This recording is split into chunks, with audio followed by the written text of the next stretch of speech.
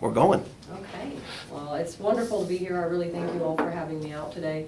I'm going to open up the floor. I'm going to have a little bit to talk about, but really I'd like to hear, what interests you, what affects you, and how do you think it might affect you from a tax standpoint, and I'm here to field all those questions for you. Again, Liberty Tax Service is a nationwide franchise, but each one of us has local ownership. I am the local owner of the Liberty Tax here in Casper, Wyoming. My name is SandySowder, okay?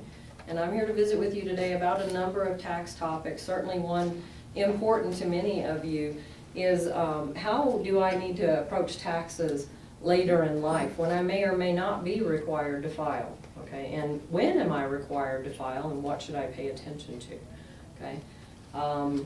I've given each one of you a handout. These are pretty self-explanatory, but one thing that I can tell you is that if your sole source of income is Social Security, and you have no other forms of income that would cause you to be in these filing situations here, again, you may want to file your tax return each year as an information filing to make sure that your Social Security number is not being used in the IRS system. I know they talked to you about identity theft fraud from a police standpoint in the fall, and how people could steal your identity, take out credit cards, ruin your credit that you've worked your whole life to build. And there are many other ways that someone getting a hold of your Social Security number and your birthday can also damage you. And that is use of your Social Security number in the IRS system. You may or may not ever find out about that if you are not filing a tax return. And again, until it's way too late, or until it's left to your heirs to deal with, okay? So again, at Liberty Tax Service, we will do a free information filing just on your Social Security income to bounce that off the IRS every year and make sure that your Social Security number is not being used in their system for any other purpose. One of the other ways that your Social Security number can be used by individuals, where it will eventually catch up on a credit report also, but the most important place that it catches up with you quickly is how you're profiled from a hospital standpoint or a medical standpoint. Because in their system, you are also your Social Security number. If someone has possession of your Social Security number and they literally check into the emergency room to be treated, but put your Social Security number down with their name, or even a fictitious name, you begin to build a medical profile that does not belong to you, okay? And so that's another way that your Social Security number could be used, where it could take months or even years to catch up with you from a credit standpoint, or you're being turned into collection agent standpoint. However, your Social Security number and how you're treated from a medical facility has already been compromised. Does that make sense? I brought some handout information from an organization called Legal Shield. Many of you probably heard about them. They've been around for over 20 years. They now help protect identity theft and fraud on a number of levels, and that medical one and the IRS one are the two most alarming for senior citizens, because again, you're not going to be aware of this. They're going to be using fictitious addresses, they're going to be using fictitious information, and right now, while the IRS themselves has your address from Social Security Administration, okay, they will not mail you any correspondence from the IRS with any other address other than what's being used on a tax return. That's under legislation. They cannot mail you arbitrarily a letter to even something that's reported on your 1099 Social Security or on a W-2. They must mail you correspondence that you use on an actual tax return. Okay? For people who've had a change of address or other things like that, or you're receiving mail at a post office box, again, you may not find out that you've been compromised on an identity theft level until it's way too late. Okay? So from a tax standpoint, we're here to help you at Liberty Tax. We're here to help you with free information filings for the senior citizens. For those of you who do fall into these other taxable income categories because you have investments or you have other retirements, we also do senior citizen discounting every year, and that's a minimum of a 50% discount based on where you're at on a sliding scale income. Okay, so we're there for you, and we do free estimates and free services for the senior citizens just to come in and see, do I need to file? You know, what's happening with my income lately? Many of you may be looking at estates and planning trusts. If you have any questions on how those will affect you or your future generations, please don't hesitate to give us a call. We're finding individuals opening up Roth IRA accounts for their grandchildren and children because of the taxation benefits there. Roths are intended to be tax-free except for what the money is made while they're sitting there making money. For the future generations, they're intended to be tax-free the biggest majority of their life. And if you've been looking for something to do for your grandkids to leave something behind, check with your financial advisor. There are lots of ways you can do it. Trusts, of course, are the most popular one, but I now see many grandparents taking out Roth accounts, again, for their grandchildren or heirs that they wish to leave a little bit to, so that it's available to them later on in life to use maybe for college or any other of those types of things. Traditional IRAs can also be passed down to generations, and if it is used for higher education, we can get them out of the taxation of that particular IRA. And certainly when you leave an IRA account or a 401k account to your beneficiaries, they are not taxed with any penalty tax. It is only taxed to them as regular income because it has been a tax-sheltered vehicle its whole life. Okay. With that being said, I'd really like to know what do you find interesting, or what in the news today are you hearing from a tax standpoint that you'd like answers on? Is there anything What you just said for grandchildren, Yes, ma'am. 529s is a tax-free educational account for children. Coverdale ESAs, a really nice bond, an attractive bond, still Yes. is, as has always been an attractive bond. Yes. It is a federal bond, so it is backed by some very secure federal backing. And those also. The tax-free is really wonderful. As long as they use it for higher education. That's right. With the Coverdale ESA, the caveat there is that if your future heir decides not to enter college, but still takes the money out, it is taxable at that time. Right. Where with the Roth, it may or may not be. Only the gains that it made would be taxable, and they would be able to take it out and use it for other purposes, such as maybe their first time home or something of that nature. What do they consider education? I mean, what if they want to decide to go to a trade school or Yes. to chef school or something like that? Those are excellent questions. All the schools that would qualify for education credits are those that can participate in the FAFSA program. So some of the trade schools out there, such as DeVry, some of those do qualify to be used for the higher education. As long as they participate in the FAFSA program, then your beneficiary would be able to use that for higher education expenses. Many of our beauty colleges here in Casper, however, do not participate in the FAFSA program. So that would be a trade institution where they could put it under tuition and fees deduction, but it wouldn't qualify as the higher education. Yes, I have three great-grandchildren. My grandchildren are grown. And I got the same question, and if they go to trade school or just anything that is educational is considered okay. Is that just only tuition or tuition and books, or what do they consider? Tuition, books, and the needed supplies. In that regard, with these particular investments we're talking about, they can even use their dormitory fees, where that can't be used to actually calculate the education credit. That is considered part of their necessary. Right. Would that include things like a study abroad program too, or? Yes, sir, it would. Wow. As long as, again, they're receiving accreditation and it's being recognized as college credits here in the United States, it's going to be. And I was also told that in this particular case I'm thinking of, it's a 16-year-old great-granddaughter now. If she decided not to go to higher education, her brother could use it when he was eligible. Correct. Huh? Did something change on that? Because we got a Roth IRA for our son to be able to go to college. And every time we went back to our financial advisor, well, Hathaway paid for his tuition. He says, yes, it's for the tuition. Well, okay, we don't need it because we have Hathaway. Does it pay for this? No, it doesn't pay for that. How about that? Well, no, it doesn't pay for that either. So we thought, oh, we made a mistake. We thought that Roth paid for everything in their college, their books, their tuition, their room and board. Now, he can still take out a distribution and use it for those expenses. It may not pay it directly out of the Roth, but he can take a distribution to use it for those expenses. And again, it would be subject to the same tax-free elements as needing to pull a Roth out for any other reason in life.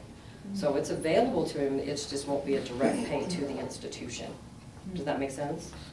As long as the Roth is in his name, he would just need to go draw it out and use the funds. Oh. And then he would be given a cost basis of the taxable portion, which would again be the earnings, the interest and or dividends that it earned. And then the original contribution amount will be tax-free to him. Mm.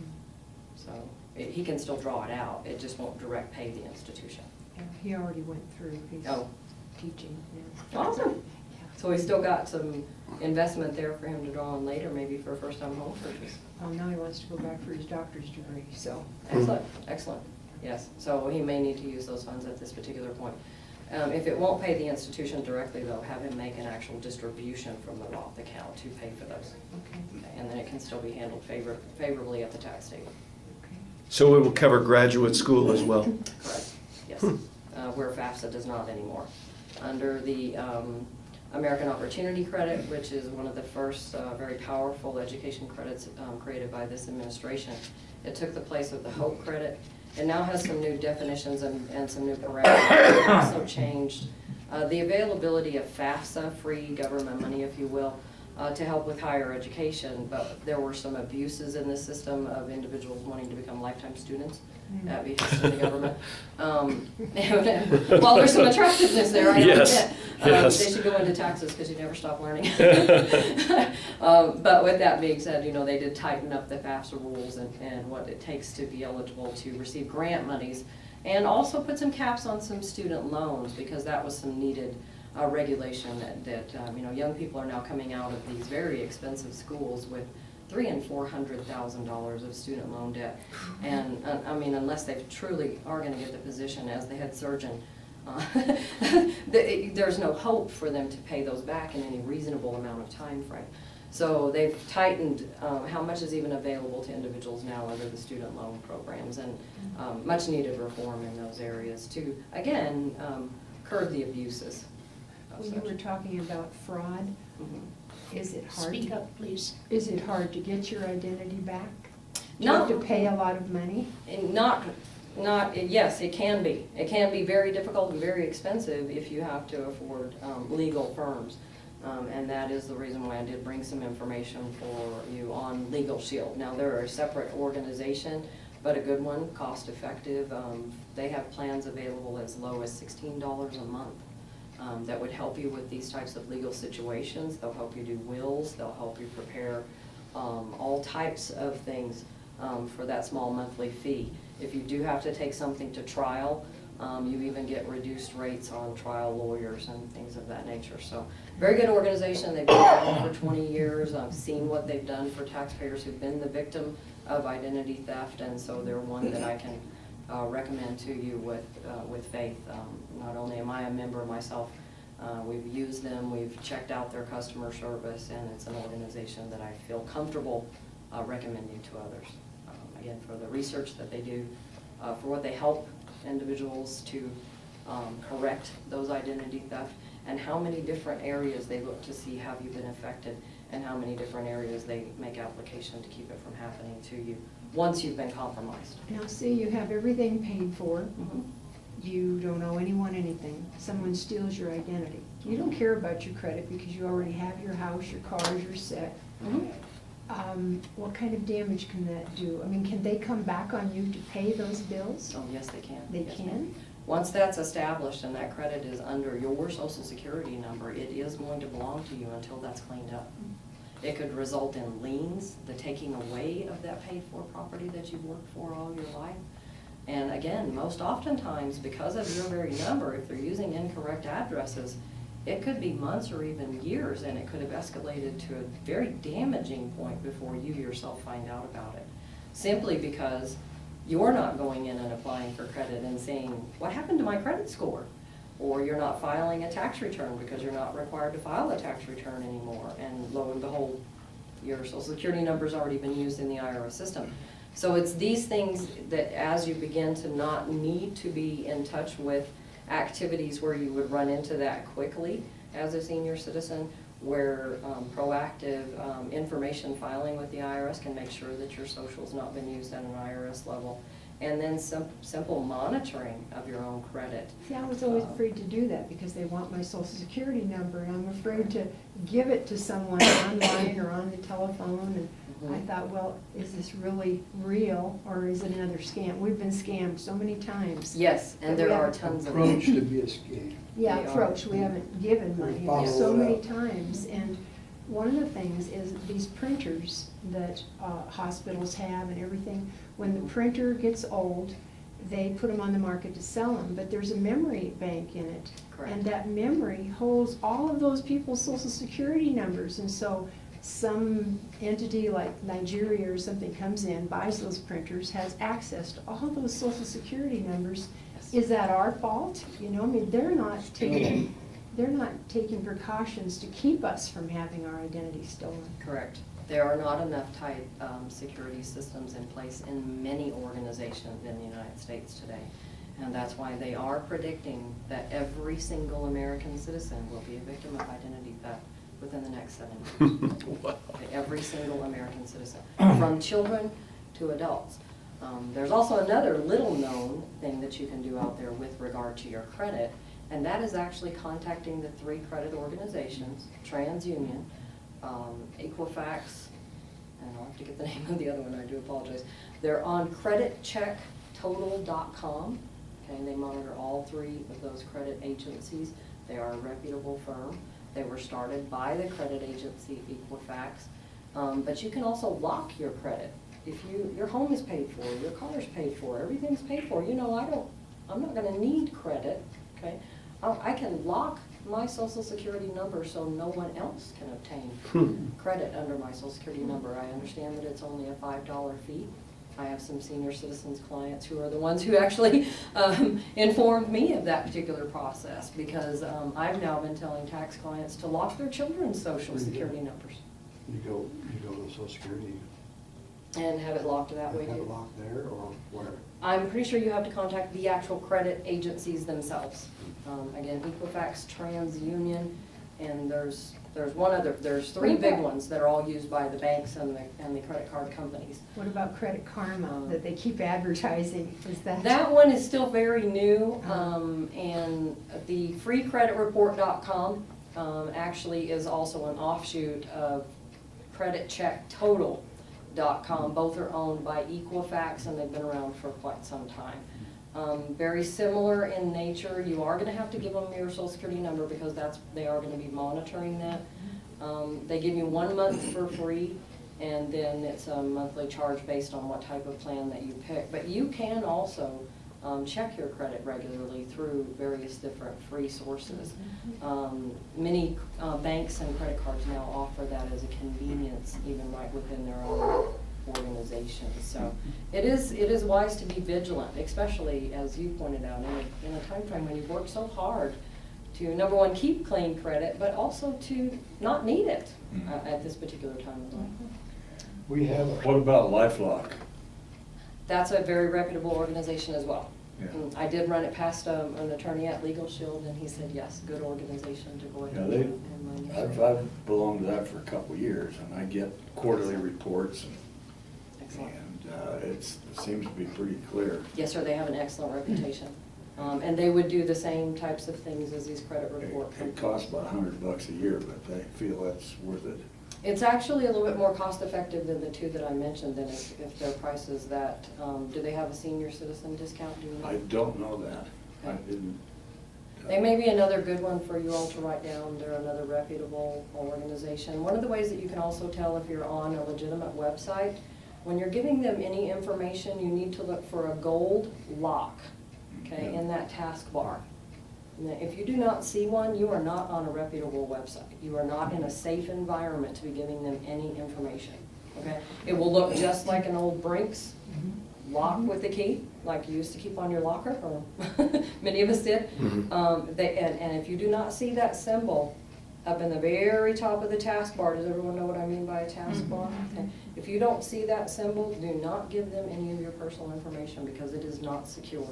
Okay, you are not operating in a secure environment.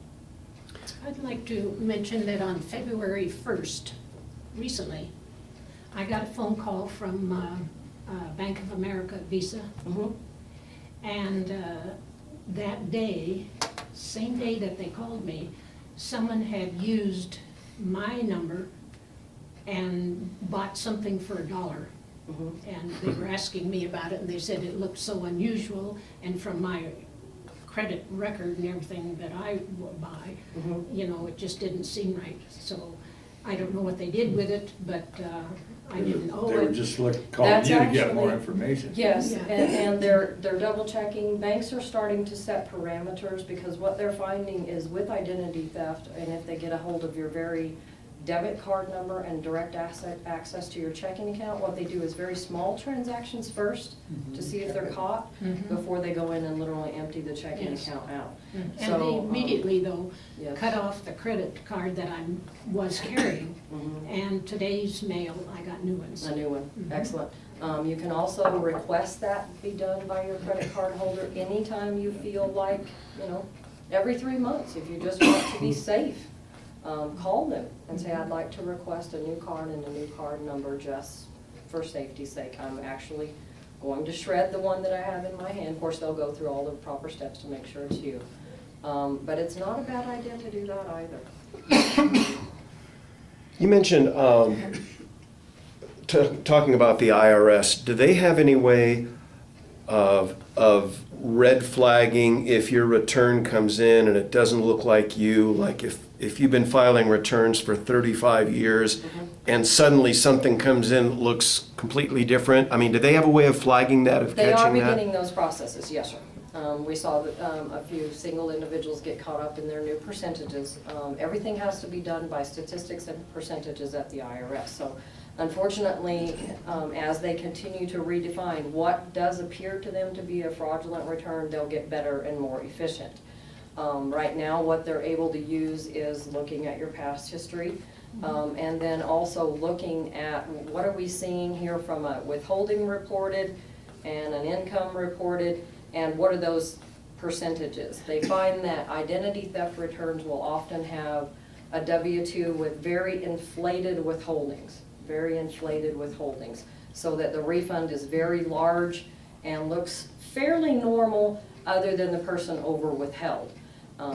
Now that's causing a few problems for single individuals who do not have the discipline to save and who want to use the U.S. Treasury and who purposely over withhold so that they can save for a TV or a trip at the end of the year. Not a wise choice anymore. 2 factors there. We've had how many government furloughs now where the government's actually been shut down? So these young people who are using the IRS as a savings account, if the government were shut down during tax time, they would be really hurting, wouldn't they? So it's not wise to ever let the government over withhold. We should invest it in a savings account or put it in something where we're not tempted to spend it. And then the other reason for watching out for those types of things from a federal level is because it can take us 6 and 9 months to get the refund money once we prove to them that it is that person who is legitimately filing. Now, those who've been the victim of identity theft, the IRS issues them a unique 6-digit PIN number that is reissued on an annual basis that must be used in the electronic filing for that individual, or the IRS will not accept it. Okay.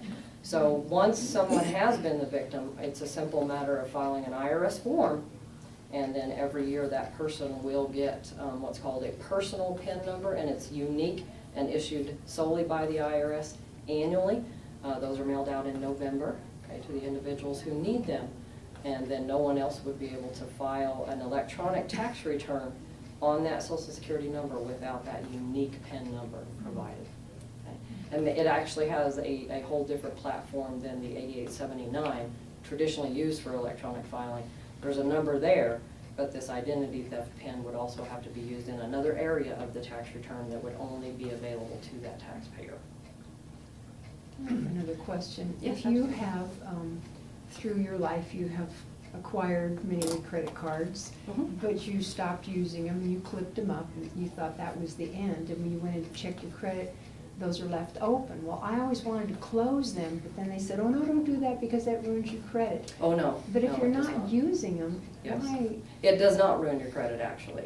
If you yourself make the call, you've been carrying a 0 balance, and you simply close the account, it's not a negative to your credit report. It will show closed account at owner's request, and that does not bring down your credit score. Okay.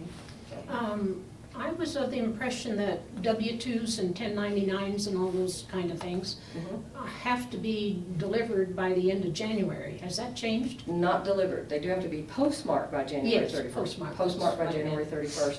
It is each person's individual responsibility to make sure that the companies, the organizations who are going to be cutting the W-2s and 1099s, that they have your current address. So, if we have a change of address, we have a change of PO box, there's lots of people we may not be remembering to contact, former employers or 1099s. For instance, from an old retirement account. It's the very first year you're gonna start receiving checks from them. You're probably in contact with them, but if your address has changed since all that began, and you're using direct deposit to receive your funds, you may be forgetting to update your address in their records because your money's coming to you direct deposit. So while your address changed, your bank account did not, but if they need to mail you something very important, they need your current address. Yes, but I haven't received something that I've been expecting. Made a phone call yesterday, and they said it would be out February 15th. And that's why I asked the question. I thought maybe the law had been Probably changed. an Are insurance you- company or somebody like that. Are you participating in a partnership? Is it a No, K-1? no. It's just a 1099 that I Just a know. 1099. They're probably remailing one to you and telling you to watch for 15 days.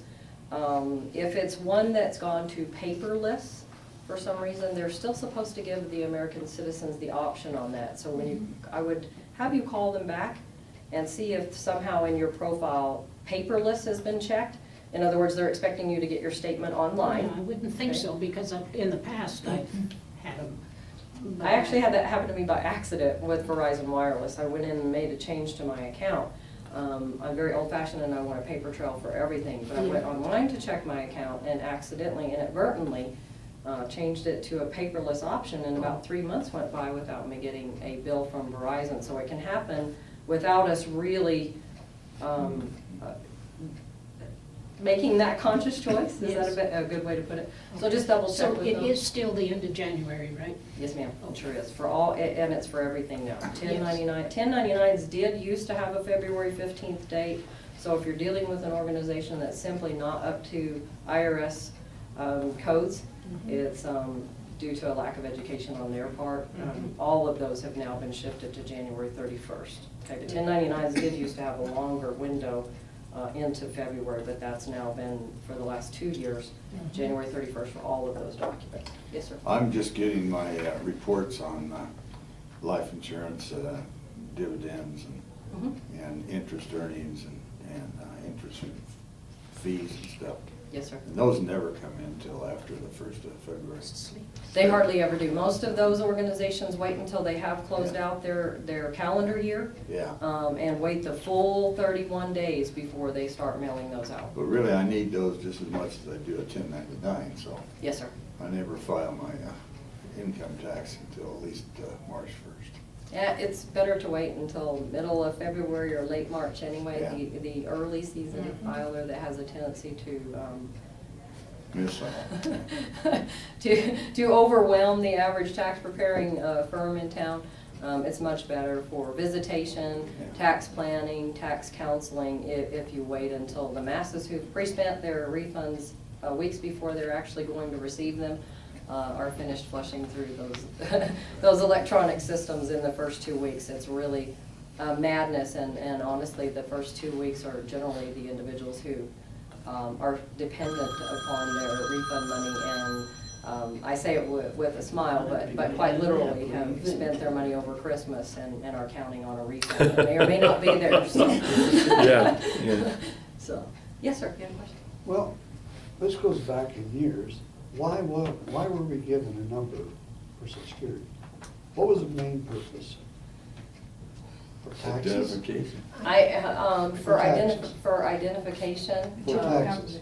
To the government. To For the the government. government. Everybody Why is it wants you to have to hear give those that to people. any college in order to get on campus. Why were we That's given not social government. security numbers? And we have to use that all the Most colleges now, time. through the FAFSA program, quite literally are regulated through the I federal can see government it through and what they FAFSA, can. but just to go to get a even as a senior citizen, to go up and take a free class, you have to give it. Give them your social security Why? number. And I don't give it. And we've been told here to cut out the last 2 digits of our social security number and just tell them verbally. Mhm. And a lot of them say, I don't know about that, but they accept it, they eventually accept it. Mhm. There are many places where they ask for our social security number where I'm still puzzled about why in the world they need it. Yeah, and that's just The another information being collected on place. American citizens is alarming, and the power to do so by the IRS was quite literally triplicated under the ACA Act, the Health Care Act. Thankfully, I don't think that's going to affect many of you in this room, as you are likely on Medicaid, Medicare, most of you. The new Health Care Act, though, has given the federal government and specifically the IRS more power than they've ever had before in our daily lives. So, Every place you get lots that. of damaging taxes, they'll continue to roll out until 2020. Is it going to give every American citizen health care? No, it's not. We'll be like the other industrialized countries. It really is not going to give every American citizen health care. What it is kind of like the seatbelt law. Do many of you remember how we all resisted to the seatbelt law? Still have a bunch of them that do. Yes, ma'am. And many people will resist this as long as they possibly can until they can no longer bear the penalties Right. of not providing themselves with health care. But this really is not the answer yet. A lot of work needs to be done. Did we need some health care reform? No argument there, no argument there. But this bill needed a lot of work, and it needed our congressmen and our senators and our representative to actually read it and to actually understand what was in it. I made it through 900 pages myself before it made me cry. Because I saw America as I had grown up to know it, love it, and appreciate it disappear in one single bill. It will be slow to roll out, much like what happened in 1920. Quite literally under legislation, things have been escalating out of control, unbeknownst to a lot of American citizens since 1920.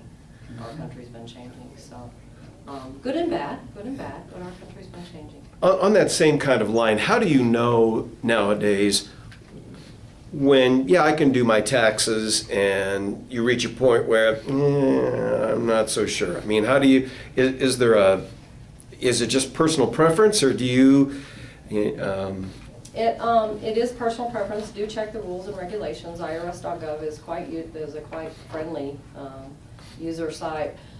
There is a lot more security and safety with filing with professional firms. Franchises have even tougher regulations than what the IRS requires. So there's a lot of safety in going in and visiting with a professional one-on-one, that personal human contact. I would be very wary of all online opportunities right now, simply because you're all aware of Sony International, right? Technology leader, would you say? Mm-hmm. If Sony International can be hacked, if an organization as large as TurboTax can be hacked, is anywhere safe? Federal government. Federal government. Yeah. How many of you as veterans? I'm a veteran. I've gotten a letter at least 3 You're times in hacked my too, life yeah. now saying they hacked in to the Veterans Administration, and I've gotten at least 3 letters as a veteran telling me that my identity has been compromised from the Veterans Affairs. So I don't know how much of anything that flies through these open airwaves is going to be safe going forward. I can only tell you vigilance is where we all need to be. I got And be on top of it. Stupid question. No such Is there thing. anywhere in town, other than the Cheney building, to get forms? And actually, you can't get them there anymore. Glad you asked. There's a sign in the post office. The post office doesn't offer that service No, anymore. but they say go to the Cheney building. Yes, and they're stocking very little, if any, at this particular point, because almost everything now from an IRS standpoint is trying to direct us to irs.gov. Our office will begin to order in the copies from irs.gov and begin to stock them for individuals who still like the paper option. It is still available, okay? There must be some place in town you can get what you want. Yes, you can order them for free directly from irs.gov, and they will mail them directly to you. Any of the packets that you used to get, publication 17. and Can't any you of print 'em- can't you No, print 'em those used to be offline? married to, Yeah. mailed to all American citizens, okay, who filed a tax return in the past. You Yes. automatically got a Pub 17 in the mail, you got a 1040. You could go into your, Instructions and all of that. all of that, and now they want you to literally order it off of irs.gov. Or print your own? Print your own? You can print your own. Some of them are printable as a PDF file. There's a few documents that businesses use that they prefer you to order them because they like the red copy rather than just the black and white that The comes off. scammers order right along with you, so it all comes. Yes, absolutely. IRS.gov, they do try to do the best they can to maintain the tightest security, and I certainly hope our federal government can afford the best of the hackers out there to have on their payroll working on behalf of the American citizens. So. You mentioned that you were in the service and hacked and you had received some information. United States, that's all we hear about, we're being hacked. How many other countries are being hacked? Is there anything out there that? are I all haven't countries heard being hacked? how many others are on the attack. Certainly, as American citizens, we're always interested in who's on the attack at us. I'm sure any of the other countries, such as Australia, Sydney has a great deal of wealth in that city, and London, other areas like that. Many investors abroad invest in Turkey, so I'm sure Turkey's very vigilant as well. Any nation that you can think of that has some larger cities, Brazil, Rio de Janeiro, some All larger capitals, cities. yeah. There's wealth there. And quite frankly, Dubai? yeah, whenever they're after those types of things, I don't believe that any one country is a specific target, just where's the most money? Where can they tap into those types of things, so. I'm pretty sure everyone needs to be vigilant at this particular When point. we take a trip out of the country, Mhm. my wife calls this our credit card and says, we're gonna make a trip. Well, she ordered something from Mexico and get the credit card down there, and well, right away, we get called. Are you in Mexico? No, we're in Wyoming. Somebody's using your card. Well, we authorize that. Oh, Yeah. otherwise That's you can't good. buy out of the country. But either. it does feel good to. Oh, yeah, I felt right on, And I do have to give kudos to many of our banks and many of our credit card companies that It's right service now, American yeah. citizens. So you call They're getting before very you- vigilant. Call before you take your trip, otherwise you can't buy it the other way. Or even call before you make a very large purchases. True. A lot of banks will let you put a maximum that can be charged on any given day under your name. And those are not unwise things to have. If you want to make an extra large purchase, you just simply need to give them a call. I'm at Best Buy. I decided to buy, a new washer and dryer. I know my daily limit's 300, but just want to let you know I am going to buy this washer and dryer, and they'll let that go on through. So all the safety that you can take to protect yourself is wise, and again, just due course for vigilance. So. Are there any big changes in tax laws this year? we The should know biggest about? one is the healthcare, the premium tax credit, and the reconciliation of it. The individuals who are being covered are now issued a 1095A if they're covered under healthcare.gov. Okay, under healthcare.gov. The taxpayer receives what's called a 1095A. So with the new premium tax credit form, we can reconcile the credit that they've been receiving, make sure they didn't get too much. Any that they were entitled to get that they didn't use, they actually get on their tax return as a credit that can increase their refund. We're finding that most people don't realize how often your income changes during the year, and that every time your income changes, you need to update your profile, or your premium monthly tax credit might be more than what it's supposed to be. That, of course, is a balance due on your tax return when that's reconciled out. The new shared responsibility tax. A lot of folks are seeing that shared responsibility tax. Many of them, though, are telling me that the actual penalty itself is lower than what 1 month's premium for healthcare coverage would have been. So while they're not exactly happy about a smaller refund, they're a lot happier with the penalty at the end of the year than the monthly bill that they felt was more than a car payment and more than their family and household could bear. So, and we're going to see that affordable healthcare coverage. I'm finding the word affordable is defined by each and every American household, and not a definition that the government should be issuing out to individuals, because affordable is how affordable is it to my family, not affordable as defined by the powers that be, who are not really in touch with the American people like they should be. Okay? We live in Wyoming. You have great senators, you have great representatives. They will respond to your letters. They will act on our behalf. However, there are a lot of great states in this nation who don't have that wonderful representation that we have. Okay? Their senators and their representatives are simply out of touch with their constituents. Okay? And therein lies a lot of problem with legislation. If they're not in touch with their constituents, how can they be acting on their behalf? Okay? We are represented in this country, but only when we stay involved as American citizens. So continue to vote, please. Did you want to say something about Liberty Tax? I was wondering too, how far ahead are you booked? If they call your office right now, how long would it take to get in to see? Generally, we can work people in within that same week. So we have a good staff, a lot of people who love to help out the citizens, and it shouldn't take long for anyone to get in. We always accept walk-ins. There might be a small wait if you're a walk-in. Certainly appointments are encouraged if you want to make sure you have adequate time on the schedule, an hour and a half for tax planning.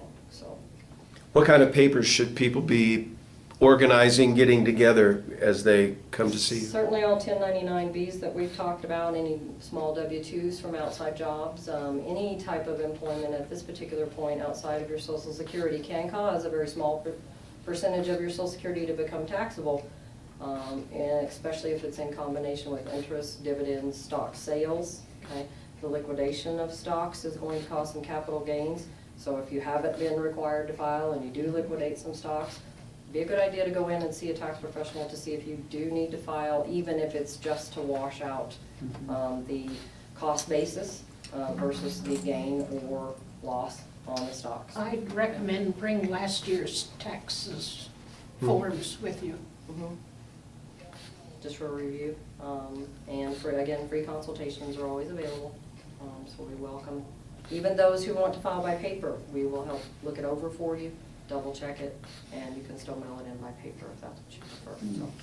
What about contribution forms and itemized deductions? Yes, sir. You need receipts? We do. The U.S. Treasury does ask that paid professionals now view your receipts from the 501c3s. Okay?